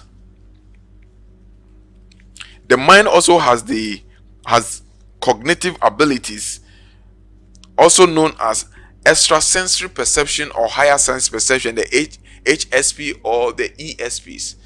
And these higher sense perceptions are just like the sensory perceptions, but they are higher than the sensory perception. And this extrasensory perception or higher sense perception are supposed to kind of analyze and access the perceptions that is being made by our senses to ascertain whether they are wholesome perceptions or not. Because in our previous two lessons, I told you that when we were talking about the senses, I made it known to you that the senses, in most of the time, the kind of relationship it has, or the dialogue, or the kind of interaction it has with the world of tangibility, most of the time harnesses unwholesome perceptions. And these perceptions, which are unwholesome, has the tendency to affect our earthly existence negatively. So all the perceptions that the senses perceive must be analyzed and critically assessed by the higher sense perceptions, which is superior to the sense perceptions. Which, of when I talk about the sense perception, I'm talking about the five senses. And once you can have this thing achieved, the tendency of you making mistake is less than 1%. In all aspects of your life, in your marriage, in your workplace, in your relationship, with family, with kids, and with siblings, the tendency of you making mistakes, it's less than 1%. Because even what you say, what you feel, what you see, what you hear, what you taste, you judge them with your higher sense perception, which is superior than the sense perception. But the reason why we have a lot of problem in this physical world is that most of the time our physical senses does the judgment, and most of the perceptions that our physical senses perceive are unwholesome. So that is what we talk. One of the things we also talk about the mind, we talk about the higher sense perceptions ability or the extrasensory perception abilities. And we also talked about the fact that all sense perceptions must be analyzed, as I just explained. It must be analyzed by the department of the higher sense perception that I just explained it to you. And that the higher sense perception enabled us to attune us to the cosmic radiant energy and light, enabling us to navigate this material or physical life successfully. So when the higher sense perception, which is part of the cognitive abilities of our mind or intellect or thought, gets us attuned with cosmic radiance, intelligence, or light. And with this with this our attunement with cosmic radiance, intelligence, energy, and light makes us navigate this physical life, or this physical existence, or this material life with carefulness and cautiousness, to the extent that we minimize or literally eliminate mistakes and errors that we are supposed to commit in our lifetime, making us live a more comfortable and a more wholesome life, and having a more wholesome experiences. So generally, these are the things we talked about. We explained a few other things, but it's in a previous live stream. You can go and then look for it, understanding the nature of the soul. So we'll conclude on this by touching the benefits of harnessing these cognitive or higher sense abilities of the soul, or of the mind, which is the first government of the soul, the first department of the government of the soul. And everything we need to understand is about thinking. In this physical world, the kingpin of this physical world, or the final authority of what we do in this physical world, resides in our ability to think and think right. So everything evolves around our thinking. It's either our thinking is purely influenced by carnal perception, or our thinking is influenced by information coming from our higher self, which is our divine attunement of the cosmic radiance, through the cosmic radiance. So these are the two ways people think in this lifetime. They are the group of people who are thinking purely through their carnal experience with the external world, based on accrued, analyzed, and stored data of the mind. That is one set school of people who, that's the way they think. And then there is another school of people whose thinking are based on the connection of the mind, which is the intellect, to the source of all intelligence, to the source of all knowingness. And everything the intellect deliberates on through reasoning and assessment and analysis is from the source. So errors, mistakes are minimized. Because the source, which is omniscient, which is all-knowing, can conceive things and give directives to the mind that the mind cannot comprehend and fathom it. Because at the time, the information which is being given to the mind is not a data that he has pre-programmed or pre-analyzed and stored. So it looks like, what is this? It doesn't make sense. But because that source is omniscient and knows that which is conceived in the womb of time, yet to be delivered in the future, it can give instructions to the mind of what steps to take in order to avert a possible happening in the future. At that time of that information to the mind only have to process it, because he hasn't got that power and ability to comprehend what is being channeled to it. And I'll give a classical scenario. About 8 months ago, I was going to change my alternator belt. And when we went to buy the belt, the man has 2 belts there. So I was buying one. Just out of nothing, the one who is selling told my mechanic that, we'll tell your boss to buy the other one and keep it in case this one gets torn in the middle of a journey. Because sometimes when this belt gets torn, it's very difficult to get a number. Or sometimes it may get torn at a place where you may not have access to the belt. Initially, I refused the idea. I said, oh no, how? I don't need it. Well, I thought it just wanted to sell the last belt to me. So my mind was only functioning based on the information it has processed, analyzed, and stored on with regards to sales gimmicks or sales antics how salespeople, the antique salespeople use to sell their products. But as I stood quietly and I connected, I heard a voice, buy it. Then I told, okay, oh, they're on for my. That was about 6 months ago or something. 6 months later, just 3 days today, we're going to Dodowa, and in the middle of nowhere, my alternator belt got torn. So I was thinking, like, how can I get alternator belt? Then I remembered that I had the direction to buy another alternator belt 6 to 8 months ago. So I called my mechanic and I said, do you remember we bought alternator belt? I said, yes, we bought, but you said you were hiding it so that nobody would take it. I said, okay, but I didn't even recollect where I hid the alternator belt because it's a long time. So we got back, we were looking for it. God being so good, I found it under the seat. Then we looked for a mechanic shop around, came and replaced it, and we were able to drive home. If not for that matter, the car will be stuck there, and I have to maybe come to Kaswa, come and get a mechanic, get the number, buy, and then go back. So this is what I'm trying to explain to you. That the mind is so limited that it cannot perceive all things within the realm of omniscience.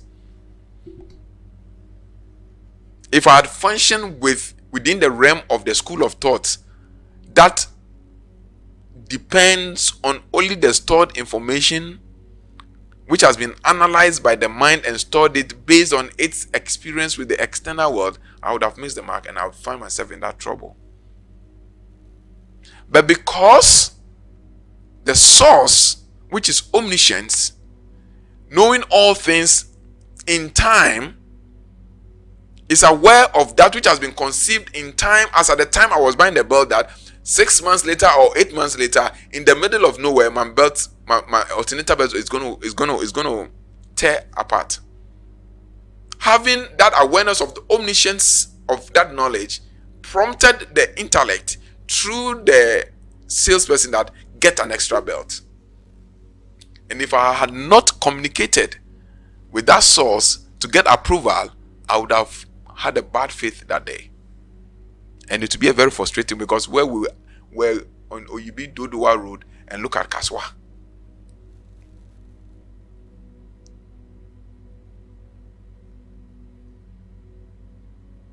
So these are some of the benefits we can derive in nurturing the mind, disciplining the mind to be able to connect to source. And that is why they want to take that aspect of government from us. And that's why they request for our soul. So once they request for your soul, all these unforeseen interventions that will come from the source goes where? The soul is not there to accept it. The first department of the government of the soul is not there to accept, because it has been enslaved somewhere else. It has been entrapped somewhere else. So everything evolves around the thought. So when you read the book of Romans, chapter 12, let's read the book of Romans chapter 12.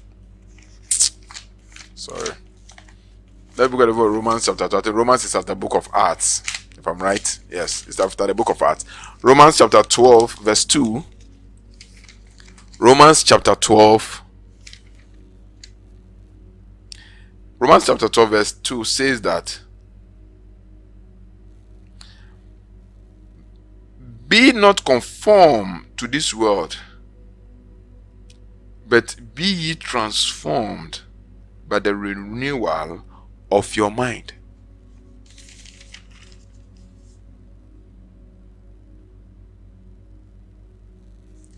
He said, be not conformed to this world. That means that don't conform to the analysis and the stored information that your mind stores as a result of its experience with this external world. Don't be of that. Don't conform to that. But rather, be ye transformed by the renewal of your mind, that ye may prove what is good and acceptable and perfect will of God.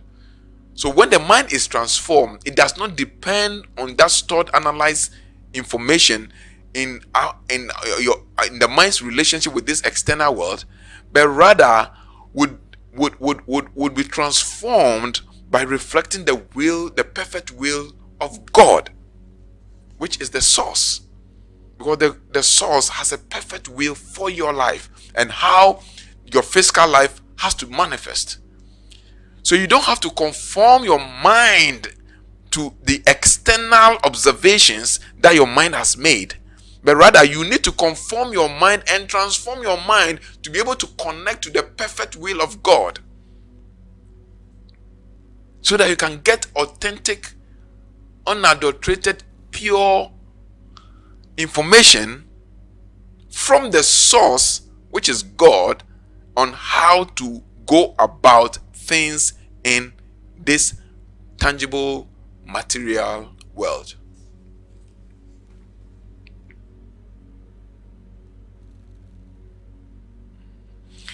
So that is how it is. So we need to guard against what the mind perceives, and that is why it is necessary to furnish your mind with proper information and to control your thought pattern and where you focus your intentions and attention.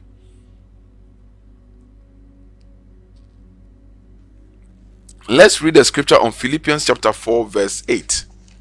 Philippians chapter 4 verse 8. Philippians chapter, is it correct? Yeah, Philippians chapter 4.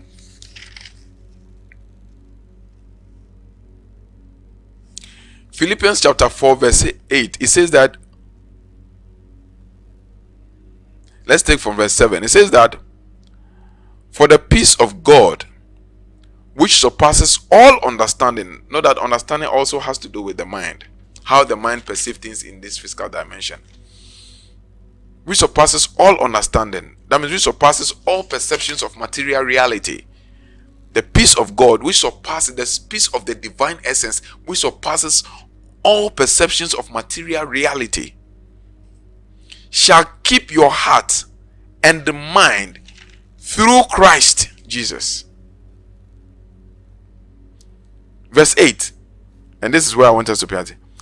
And finally, brethren, whatsoever things are true, whatsoever things are honest, whatsoever things are just, whatsoever things are pure, whatsoever things are lovely, whatsoever things are of good report, if there be any virtue, and if there be any praise, think on these things. So you are fond of hearing me saying that if only it's of good love and God, just go ahead and do it. Because this is how we need to focus the mind. Things that are lovely. If there is virtue in anything which is of good and of God, we need to focus our minds on it. And by so doing, we are tuning that department of the soul government to connect to the source and to have authentic information. Once you can do these things, then you can harness the benefit. The reason I'm reading these things, I'm giving you the prerequisites that will qualify you to be able to harness the benefits I'm coming to talk about. Because you shouldn't think that by hearing the benefits it's automatic you can harness the benefits. But there are requisites to everything for you to benefit from. So don't be like the theological Christians, the regular theological Christians who think they can benefit from all the promises of God and not developing themselves to be able to harness those promises. It said, whatever you ban on earth shall be banned in heaven, and whatever you loose on earth shall be loose in heaven. So they are banning and loosing, and that is happening. But what they refuse to realize and to acknowledge is that Jesus was talking to a particular group of people, which is the disciples. And then as at the time, the disciples has gone through certain training with Jesus, and Jesus has given them certain practices and secret knowledge. And when he has given them all these things, he's told them he has given them the keys. That based on these keys, whatever they loose on earth shall be loose in heaven, and whatever they bind on earth shall be bound in heaven. Which literally means that your earthly declaration will be heavily released. That's what it means. Your earthly declaration will be heavily released, or will be supernaturally provided for. But before you can get to that extent, you need to train yourself. You need to develop yourself. Because they've worked with Jesus Christ for almost about 3 years. In day and at night.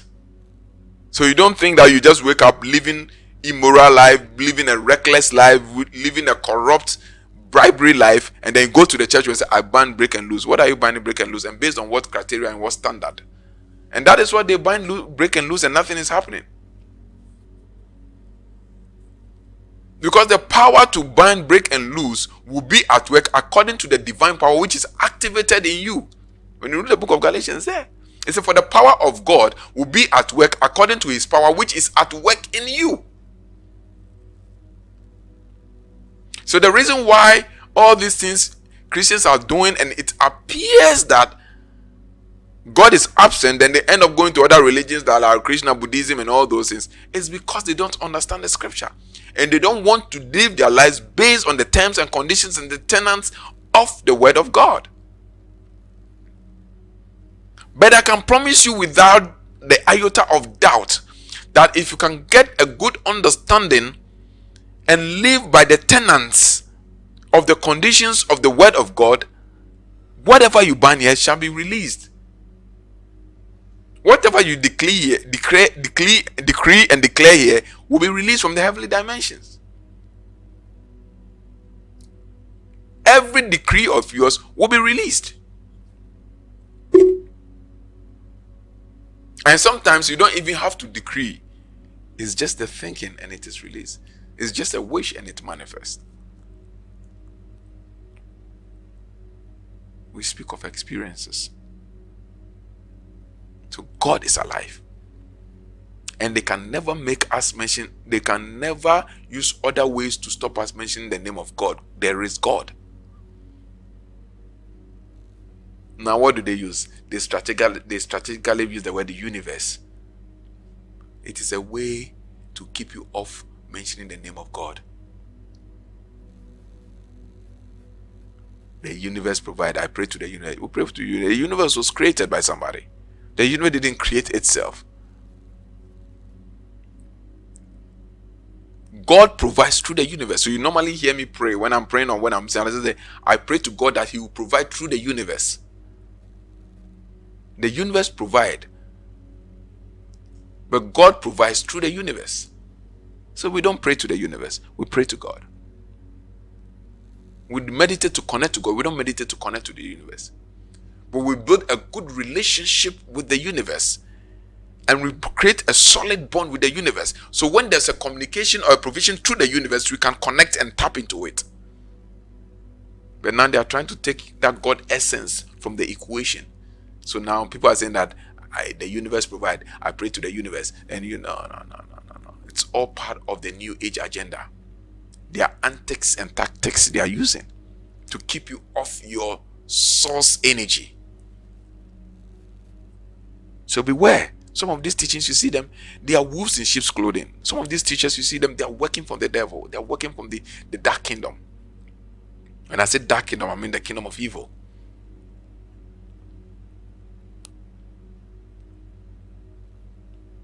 So notice about God, the sublime creator, the sublime essence of the universe, the divine, omniscient, omnipotent,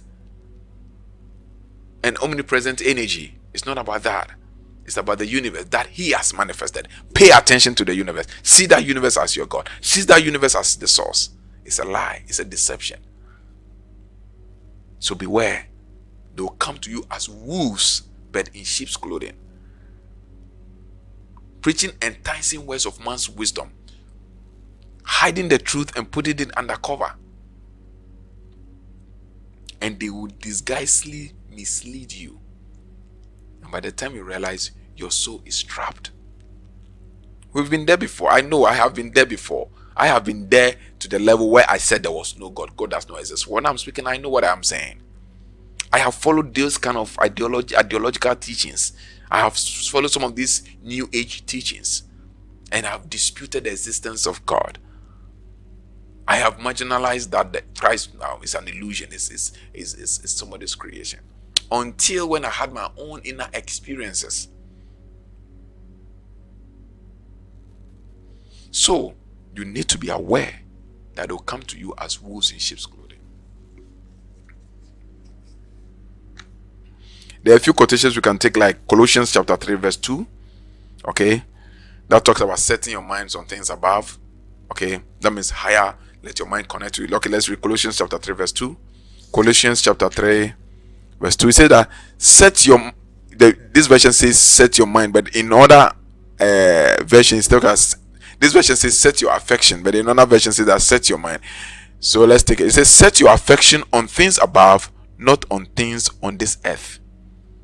So other versions say set your minds on things above and not things on this earth. It's not talking about living the material life and then thinking of go to heaven. That's not what it means.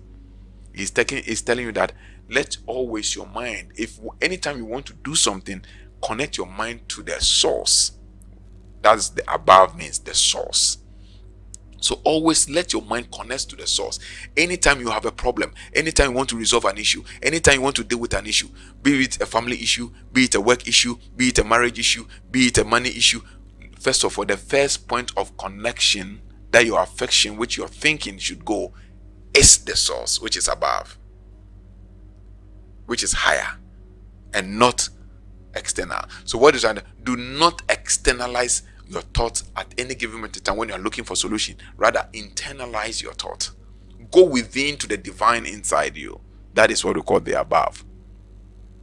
So he said that set your affections on things above, not on things on the earth, not on the lower things. The earth represents the lower things, and the external world and the inner world represent the higher things. So once you can harness some of these things and live your life this way, and then you can now connect yourself to the things above, which is your higher self, rather than every time looking externally for your problem, letting your attention go and intention go externally, but rather directing your intentions and attentions to within yourself, which is the above, which is the higher world, to the divine of God within your being. That renewing your thinking and transforming the way you think. When you're able to do all these things and focusing your attention on virtues, focusing your attention on virtues, anything which is good, kind, love, God, you focus your attention on, then now you can begin to reap the following benefits. Benefit number 1, when you're able to renew your thinking and reorient and redirect your thought source, what happens is that you are able to connect to new abilities to solve daily problems to your own satisfaction. That is benefit number 1. When you're able to renew the way you think and redirect your thought attention from the external world, which is the earthly world, to the spiritual world, which is the world within your being, which is your divine source or your divine self, or with the God essence, you are able to harness new abilities to solve daily problems to your satisfaction. That is 1. 2, you always receive guidance, which I've talked about this over and over again. You always receive guidance, an amazing sense of security in your daily life. Now you're understanding why I said I enjoy the life I live. Because if we want to talk about guidance and amazing sense of security, I can talk over 3 hours of my own experiences. 3, you would receive inner guidance in businesses to ensure success. You will receive inner guidance in business to ensure success. So you minimize errors and mistakes you do in your businesses, so that the chances of being successful in your business will be heightened, or will be high. 4, you receive enhanced relationship and friendship. How to deal with companionship. You receive directions on how to deal with companionship successfully, be it a marriage companion, a friend companion, a business companion, or whatever it is. You receive inner directions on how to deal and handle companionship.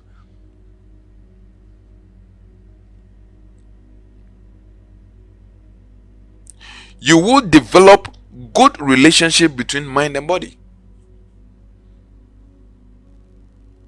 When you are able to redirect the department of your thought within the soul government, and then renew the way you use it, and then renew the way you relate with it, and then direct it to the source rather than to these physical activities, you would develop a good relationship between mind and body.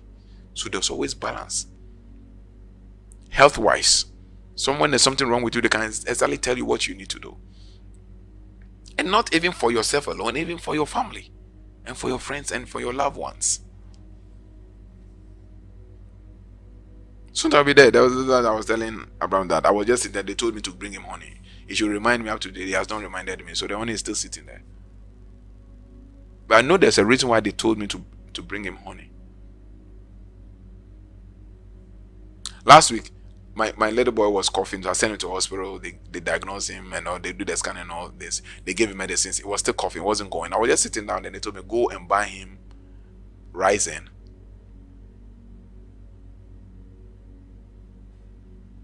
That he is having allergy from the pet, his dog pet. He's been playing with the pet a lot. I just heard a voice. Go and buy him Ryzen, which is an anti-allergic antibiotics. Okay, for an allergy that has been developed as a result of playing with pets and all, exposure to pollens and all those things.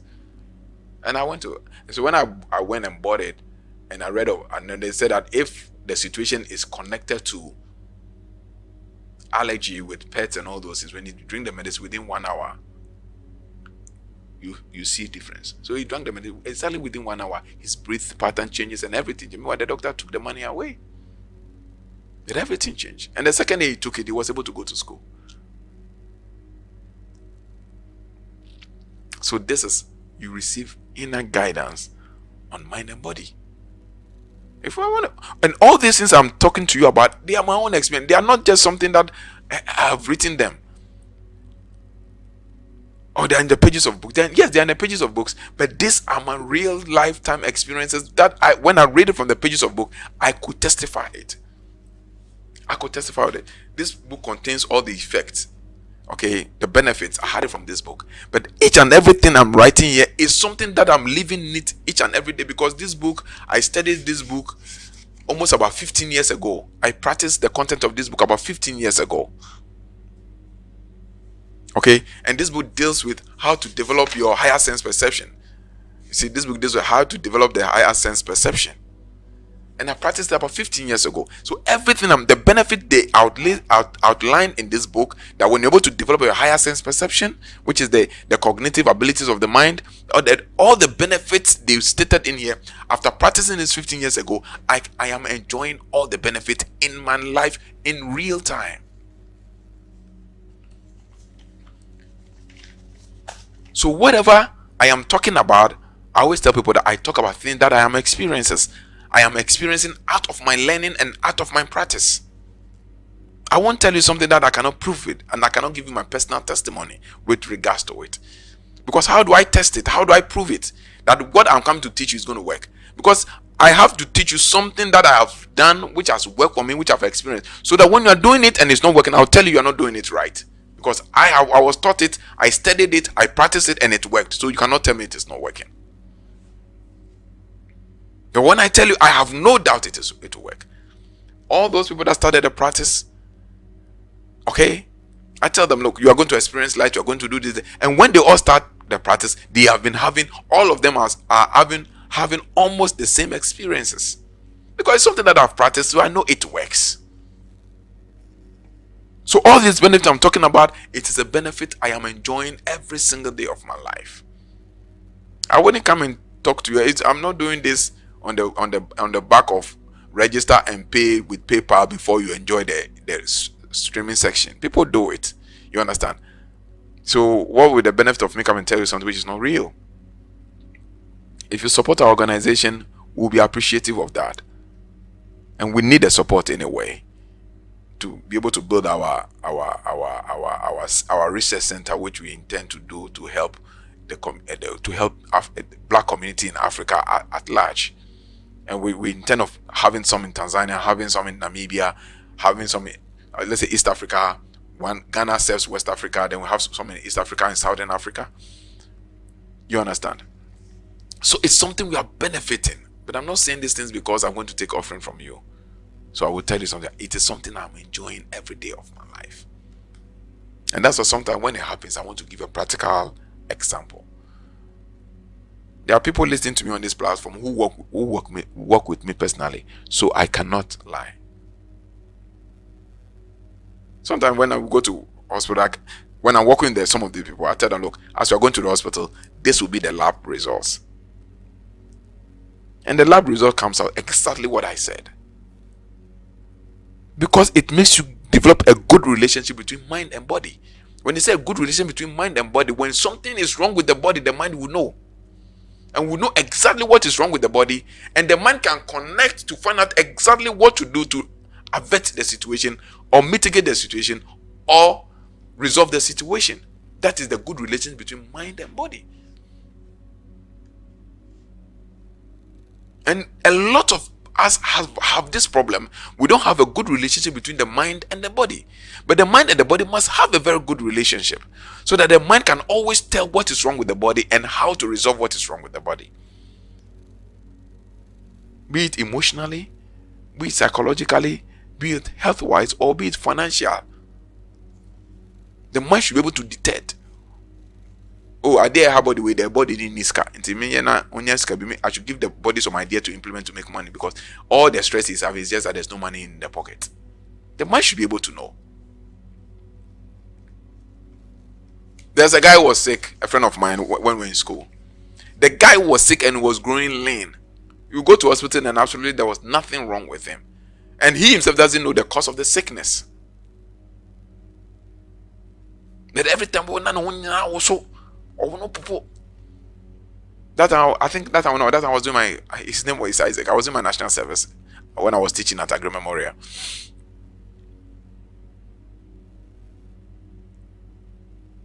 So gradually, we met one doctor, and I think the doctor was a psychologist. He did little psychology and counseling. After talking to him, he got to realize that he visited his wife, his girlfriend, who he loved so much, and the girlfriend happened to work in a mall. And one of these rich guys in Cape Coast, I don't want to mention them because obviously they may identify what I'm talking, who then used to drive the most top car in Cape Coast, happened to see the wife. And the wife was, he had, that kind of well-shaped Coca-Cola lady. It's a very beautiful girl, dark in complexion. And the guy gave the lady money, and some way, somehow, I don't know, there was a communication and friendship between the guy, and he was terrified that the guy was still going to take his girlfriend from me. That was the source of his sickness. But because he had a very bad relationship between his mind and body, he couldn't identify that it is his anxiety and fears that was causing that fever. And he made us go to hospital, rushing to hospital, up and down, until the man had a conversation with him. The doctor who had experience with psychology had conversation with him, and then gradually what has happened. When was the last time the thing happened, and what was his last experience? And then he said, "Oh, okay, this is the reason why." And then once we talked the girl out and all those things, and the girl came to give him all the assurance and all those things, the fever vanished. So these are some of the benefits. So you must develop a good relationship with your mind and body. And when you're able to develop your good relationship between your mind and body, you can now externalize it to your children and people around you. So you can get to a place, you look at a friend that you are so connected to and go, no, damn, this situation is not good. Or this is wrong with you.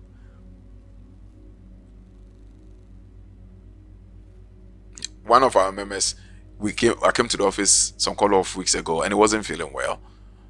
And I look at him, so it's because of ABC. We know what was wrong. Okay, so, but I just looked at him and I said, no, you need to do malaria treatment and take some antibiotics. Say, oh, no, if I can get this and this and in my stomach, so if I can get some amoxicillin and all those things, I'll be fine. So, okay. But eventually we had to go to the hospital. The hospital diagnosed him, put it on drip and all those things. But at the tail end of it, they had to give him antibiotics and do malaria treatment, just as I told him before we moved from the hospital. He's listening to this video, and I don't want to mention name. He's listening to this video. So when you have a good relation with your body, your mind and body, and when you master the relationship within the mind and body is always the body and the mind is always the mind. So once you develop that relationship between the mind and the body, and you master that relationship between the mind and the body, you can externalize it to anybody. Anybody that is a body and it's wrong, you can externalize the relationship between them, because it's one thing and the same thing which has been individualized. And that is why there are people who can watch you and scan you. I have friends who, some are in Cape Coast, maybe you'll be watching. DC, God bless you. He'll be there when he's not feeling, he has issues with it. You guys are, Fred, please do your scanning and find out what exactly is the problem. I've been to the hospital. I just want you to scan, because you have a way of scanning to find out what actually the problem is. It's not any extra unusual ability. It's the issue of personal development, where you develop a relationship between mind and body. So once you have a good relationship between mind and body, you can externalize that mind connection with any other body entity to find out what is wrong. And you just intuitively know. So that is the benefits.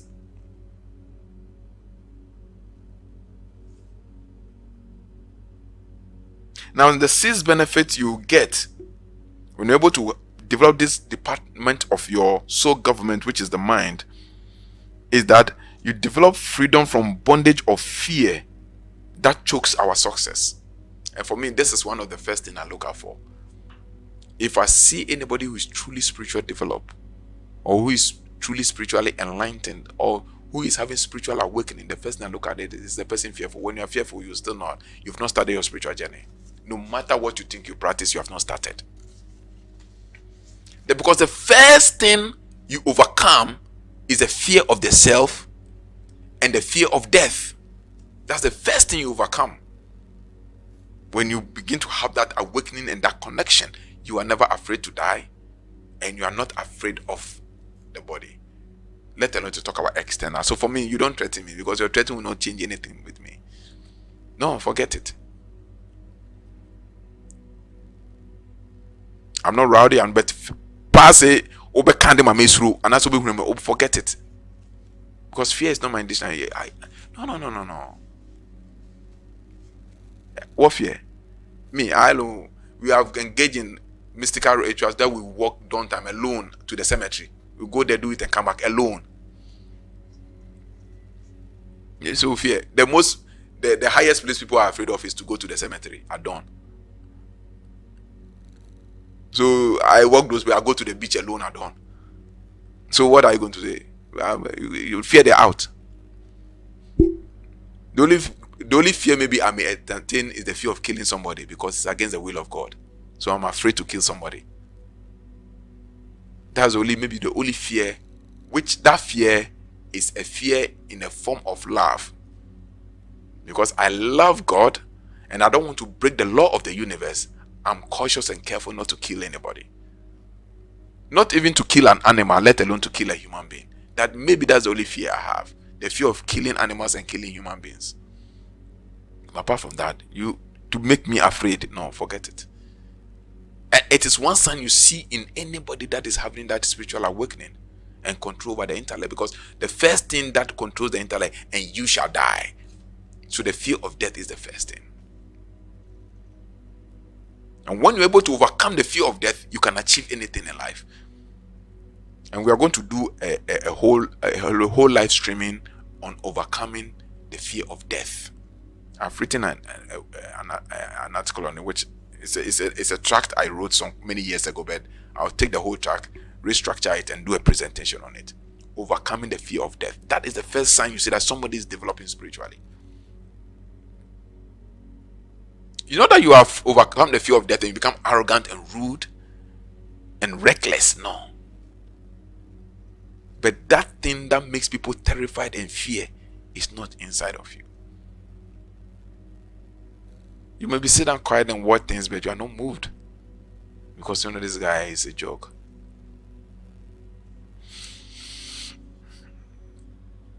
And the last thing that we'll talk about is the peace of mind to change your world.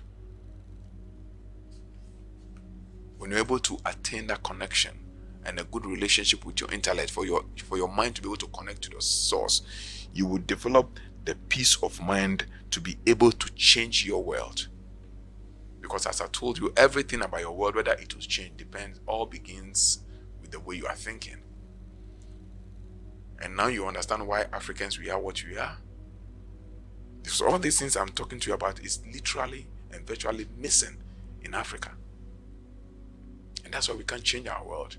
And as the world is becoming better for some people, our place is becoming deplorable. When it comes to life expectancy, we are the lowest on the international graph. When it comes to development, we are the lowest. When it comes to education, we are the lowest. When it comes to infant immortality, we are the lowest. Just everything about we, the Africans and the black, we are the lowest. I know the time is up. I don't want to go much because when I come to the trajectory of Africa, then it becomes a totally different story altogether. That is my passion. But the king's children have become servants, and the servants' children are rather riding on the horses. And it makes me sad. It pisses me off. Because we are the original. And this is our place. This is our domain. And we are random beggars. The king's children, the prince has become beggars. And the maidservant's children have become the givers. The word to the wise is enough. So these are the benefits you will get, or you'll be able to harness to live your everyday life very successfully, trouble-free and stress-free and anxiety-free, which is including your financial aspect, your relationship with family, husband, wife, kids, children, financial life, health-wise. You'll be able to navigate through all these areas very peacefully once you begin to develop the first department of your soul government, which is the mind. In our next streaming, we are going to go much more deeper and study the constitution of the mechanical structure that produces the mind. So we look at the various functionalities of the structure of the brain and the various departments and what they do, so that we have a better appreciation.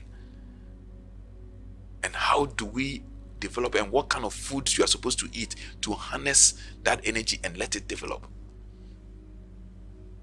You understand? You are rather unfortunate. Akwala know these 6 months are the first food you have to give that child. Do you know that? Next video I'll teach you. I'll teach it in our subsequent videos. I've taught a few people come for counseling. When you have a child and he turns 6 months and wants to eat his first food, do you know the kind of first food you need to give that child? The first food must be a food that goes to the brain. And that child will be like a magician. I did it for my sons. So you can't sit with my child in the classroom and become first. No. Forget it. And then I've taught a few people to do it for their awards. Sadly, I teach them for free. You understand? The first food you give your child when he turns 6 years to eat It's not 6 years. When the child, the infant turns 6 months, qualified to eat solid food, the first food you give your child. To develop the intellect. So for those who think that I'm saying that we should neglect the mind, now you know where I'm coming from. And you know where I'm getting to. All is just one piece. And all must be aligned and well balanced. So collectively, we become a whole being functioning within the tenets and the regulations and conditions of our Creator. When one department is off, everything begins to fall apart. Christ is the whole and we are the branches. That's what the Bible says. It's the same thing. Christ, which is our essence, is the whole and the various parts are the branches. And all must work in coordination for the glorification of the Christ essence and the glorification of our Creator. Thank you very much and God bless you. We'll meet next Saturday for our next live streaming. We'll still be continuing with the teachings of developing of the soul and understanding the nature of the soul. Thank you and God bless you.